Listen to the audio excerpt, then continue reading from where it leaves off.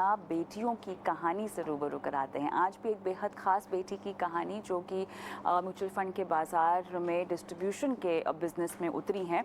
यहाँ पर बात हो रही है सपना Narang, managing partner capital league की, और हमारे साथ सपना जुड़ भी गए हैं। सपना, स्वागत है आपका हमारी इस बेहद ख़ास पेशकश में। और बात हो रही है महिलाओं की कामयाबी की कहानी की, और उसमें आपके सफ़र के बारे में जानना चाहेंगे क्योंकि बहुत इंस्पायरिंग है आपकी कहानी। आप म्यूचुअल फंड डिस्ट्रीब्यूशन के कारोबार में हैं। आप एक विमेन लेड टीम है, सभी महिलाएं हैं इनकी टीम में जो कि HNIs के पैसे संभालती हैं। और सपना, आप खुद आपका करियर काफ़ी बड़ा रहा है, आपने बैंक में काम किया, MNCs में काम किया है। उसके बाद मैं समझना चाहूँगी म्यूचुअल फंड डिस्ट्रीब्यूशन के कारोबार में उतरने के बारे में आपने क्यों सोचा?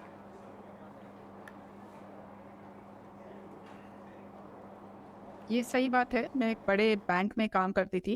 तो ये बड़े इंस्टीट्यूशंस में जब वो खुद इन्वेस्टमेंट के प्रोडक्ट बनाते हैं और उन्हीं को बेचते हैं, तो उसमें एक कॉन्फ्लिक्ट ऑफ इंटरेस्ट हो जाता है, क्योंकि वो वही प्रोडक्ट्स बेचना चाहते हैं जो वो उनके खुद के हैं और जिसमें मुनाफा उनको ज़्यादा होता है। तो ये बात मुझे ठीक नहीं लगती थी, तो इसीलिए मैंने छोड़ के खुद का कुछ शुरू करने का डिसाइड किया, जिसमें हम क्लाइंट्स को सिर्फ वो चीज़ सजेस्ट करें जो उनके लिए उचित है, जो उनके लिए फ़ायदेमंद है। और कैपिटल शुरू करने का यही एक मकसद था। सपना, आपने अपनी जो शुरुआत है वो लगभग 2003 में की है, और आपके पास अनुभव भी था, आपके पास डिग्री भी थी, और शायद आपके पास पूंजी जो होती है एक कारोबार को शुरू करने के पीछे वो भी रही होगी। लेकिन हम देखते हैं कि हम अभी भी, क्योंकि हम महिलाओं के सशक्तिकरण की बात करते हैं, और ऐसा नहीं है कि इस स्थिति में 2003 के मुकाबले सुधार नहीं आया है, लेकिन अभी भी काफ़ी कुछ करना बाकी है। जब आपने शुरुआत की तो क्या किसी ने इस तरह का सवाल उठाया, या किसी ने आपके भरोसे में कमी लाने की कोशिश की, आपकी काबिलियत पर सवाल उठाकर? क्या इस तरह का कोई चैलेंज आपने आते हुए देखा, क्योंकि आप एक महिलाओं की टीम को भी लीड करती हैं, और बहुत गर्व की बात है जब महिलाएं न सिर्फ अपनी आर्थिक बागडोर अपने हाथ में लेती हैं, बल्कि भारत के चंद अमीरों को भी बताती हैं कि वो और अमीर कैसे हो सकते हैं। तो चैलेंजेस के लिहाज से क्या कहानी रही आपकी? तो ये सही बात है कि इनफैक्ट मेरे बैंक में ही कई ये तो लोग थे, जब मैंने उनसे ये डिस्कस किया कि मैं छोड़ के कुछ खुद का शुरू करना चाहती हूँ, तो पहली बात यही उठी कि 20 साल पहले जब मैंने ये डिसीजन लिया था, तो तब इस फील्ड में डिस्ट्रीब्यूटर जो थे वो नियरली सारे मेन होते थे, मर्द होते थे। और यही बात उठी कि आप कैसे जाके ये काम करेंगी, ये तो मेन का फील्ड है। तो ये डेफिनेटली ये क्वेश्चन उठा था। और दूसरा सेल्फ बिलीफ और ये सब चीज़ों की जो बात है, ऐसी जब भी आप कुछ भी काम शुरू करते हैं, हमें नहीं पता 2 साल बाद क्या होगा, 3 साल बाद।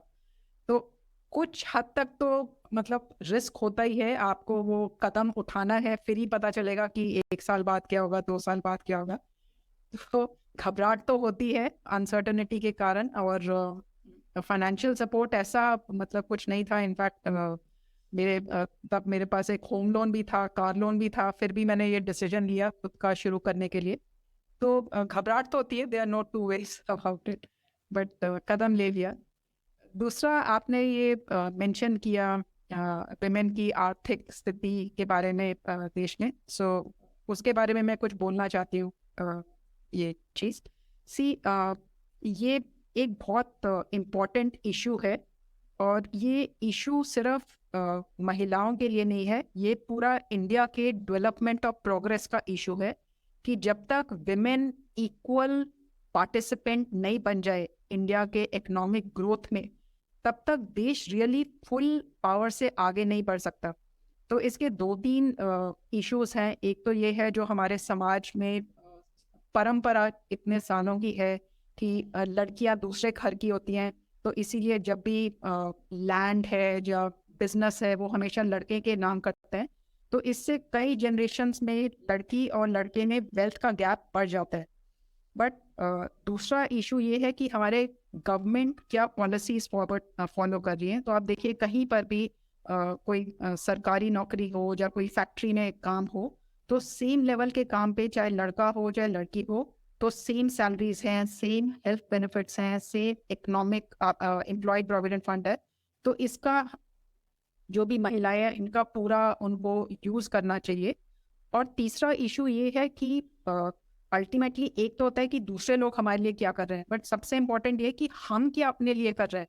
तो ये बहुत ज़रूरी है कि सारी विमेन इस चीज़ के लिए कॉन्शियस हो जाए कि फाइनेंशियली इंडिपेंडेंट होना बहुत ही ज़रूरी है अपने लिए, अपने परिवार के लिए। इसीलिए सबको ये निश्चय लेना चाहिए कि हर महीने जितना भी कमाते हैं उससे कुछ भी अमाउंट हो, छोटा अमाउंट हर महीने आप अलग सेविंग्स में डालिए, इन्वेस्टमेंट में डालिए। ऐसे साल के बाद कई सालों में आपके पास एक पूंजी इकट्ठी होगी जिसके लिए आप फिर बहुत सारी चीज़ें कर सकते हैं। अगर आप कोई हायर एजुकेशन में जाना चाहें, आप कोई स्किल डेवलप करना चाहें, आप कुछ अपना नौकरी छोड़ के खुद का कुछ शुरू करना चाहें, आप अपने परिवार के लिए कुछ बेहतर करना चाहें, तो हर चीज़ के लिए फाइनेंशियल इंडिपेंडेंस होना बहुत ही ज़रूरी है। बिल्कुल, आर्थिक आज़ादी की बात करें तो ये आपकी परवरिश का एक अहम हिस्सा होता है और ऐसे में आपके घर परिवार में आप कैसे महिलाओं के साथ हैं ये काफ़ी मायने रखता है। आपकी टीम पूरी विमेन ओरिएंटेड है, घर में आप कैसे सशक्तिकरण करती हैं महिलाओं का?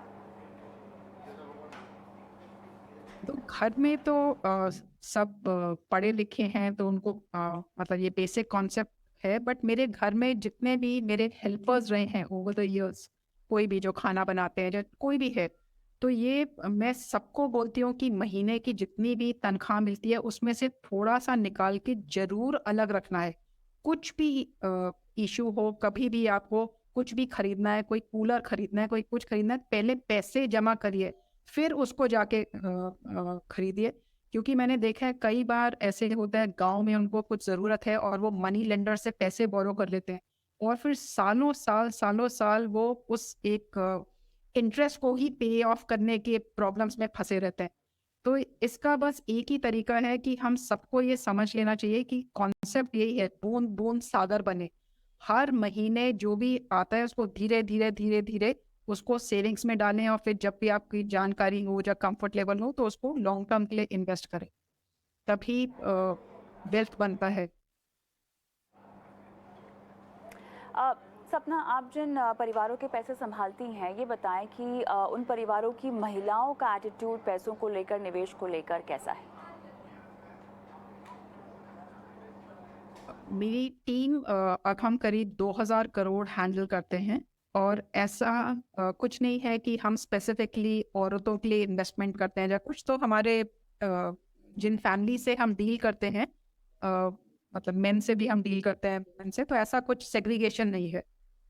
हमारा फोकस रहता है कि जिस क्लाइंट फैमिली से हम डील कर रहे हैं उनका पूरा सिचुएशन समझ के कि उनकी क्या क्या ज़रूरतें हैं, क्या फाइनेंशियल गोल्स हैं, किस तरह हम बेस्ट उनको हेल्प कर सकते हैं, तब हम उनकी फाइनेंशियल प्लान बनाते हैं और फिर जो भी उचित इन्वेस्टमेंट्स हैं वो उनको सजेस्ट करते हैं।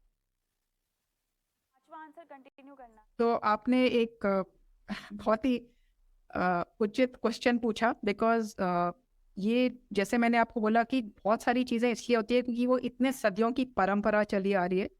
तो हम लोगों में भी जो शहर में रहते हैं, जो फॉर्चुनेटली पढ़े लिखे हैं, इतना सोशल कंडीशनिंग होता है कि जो मर्द हैं वो इन्वेस्टमेंट्स देखेंगे, पैसों की देखेंगे, और जो विमेन है वो घर को देखेंगी। तो इवन जब हम HNI टाइप की फैमिली से डील करते हैं तो अधिकतर में अभी भी ये सोच है कि जो इन्वेस्टमेंट्स हैं वो मर्द देखेंगे, वो फाइनल डिसीजन लेंगे। धीरे धीरे ये चेंज हो रहा है, बट इसमें अभी बहुत हम महिलाओं को ही आपस में हमें ये अपनी कंडीशनिंग चेंज करनी पड़ेगी कि इन्वेस्टमेंट्स जो हैं वो उतना ही ज़रूरी है कि हम भी उसके ऊपर नज़र रखें, क्योंकि वो हमारी परिवार के लिए एक तरह से एक एनेबलर हैं कि फाइनेंशियल सिक्योरिटी होगा तो हम अपने परिवार के लिए बहुत सारी अपॉर्चुनिटीज़ और बहुत सारी चीज़ों का फ़ायदा उठा सकते हैं। सो फ़र्क नहीं पड़ता महिलाएं कहाँ की हैं, ये बहुत सालों की सोशल कंडीशनिंग हमारे अंदर भरी हुई है कि पैसों से रिलेटेड और इन्वेस्टमेंट से रिलेटेड जो चीज़ें हैं वो मर्द ही देखेंगे। तो इसको हम सबको मिलके चेंज करना है। चलिए आखिरी सवाल और एम्फी का जो डेटा आया है उस पर बात करना चाहूँगी, जहाँ पर महिलाओं की भागीदारी बढ़ती हुई दिखाई दी है, लेकिन एज ग्रुप 45 प्लस है। पिछले साल यही आंकड़ा जो है 18 से 24 साल की महिलाओं का ज़्यादा था। कैसे देखती हैं आप इस नए आंकड़े को? इसके कई सारे रीज़न हैं। एक तो कोविड में सब घर पे थे, तो आपको ज़्यादा टाइम मिला इंटरनेट पे अलग-अलग चीज़ों के बारे में पता करने के लिए। और दूसरा, हमारे देश में डिजिटाइज़ेशन बढ़ने के कारण आज की तारीख में घर में ही बैठे हम अपने बैंक को ऑनलाइन एक्सेस करते हैं, बैंक से ही इन्वेस्टमेंट कर सकते हैं या कोई ब्रोकर से, सब कुछ हम बैठे अपने कंप्यूटर पे कर सकते हैं। तो विमेन के लिए, महिलाओं के लिए ये बहुत ही ऑपर्च्यून टाइम हुआ कि आप घर पर बैठे हैं, आपके पास इंटरनेट के एक्सेस है और उसके थ्रू आप ये सब चीज़ें कर सकते हैं और प्लस जानकारी भी प्राप्त कर सकते हैं कि क्या करना चाहिए, कैसे करना चाहिए। तो और दूसरा ये कि यंगर जनरेशन, तो ऐसा तो कुछ नहीं है कि ये पढ़े लिखे नहीं है, इन्फॉर्मेशन नहीं है, तो पूरा एनवायरनमेंट ऐसा बन गया जो इनको ये इन्वेस्टमेंट्स के लिए फैसिलिटेट करने लगे। तो ये एक बहुत अच्छा ट्रेंड है। चलिए सपना, बहुत बहुत धन्यवाद आपका, आपने समय निकाला और अपनी कहानी के ज़रिए हमारे महिला दर्शकों को प्रेरणा दी। और इसी के साथ आज के शो में मुझे भी इजाज़त दें, लेकिन जाते जाते हम अपना व्हाट्सएप नंबर स्क्रीन पे फ्लैश कर रहे हैं, जहां पर आपको अपने सवाल हम तक पहुंचाने हैं। नमस्कार।